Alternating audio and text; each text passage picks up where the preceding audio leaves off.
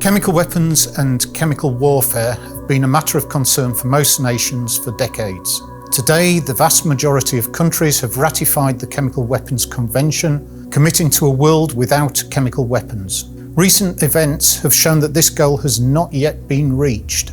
The purely chemical agents, substances with no peaceful use, include the nerve agents, for example, sarin and VX, used in Japan by the Aum Shinrikyo cult, the use of sarin in Syria, and most recently the so-called Novichok agents by Russian intelligence agencies in the UK and other locations.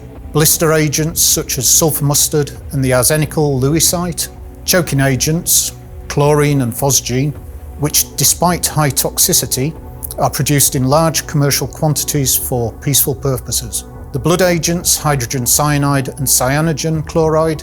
While these agents are generally not as effective as weapons, as the nerve agent family of chemical warfare agents, their use in the chemical industry means that large quantities are in existence and are potentially vulnerable to attack or diversion. Toxic industrial chemicals, including toxic heavy metal salts, which can lend themselves to terrorist uses.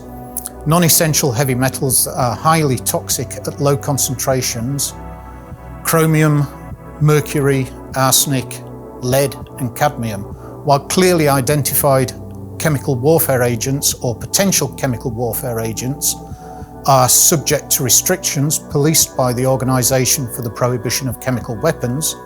Any toxic chemical compound used as a chemical weapon is a chemical weapon.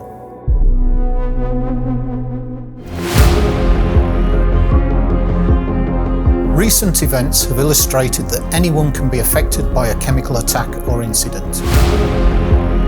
The intentional release of chemical weapons might lead to thousands of casualties, thereby overwhelming local health and medical resources. Timely antidotes and effective decontamination are key to successful medical countermeasures.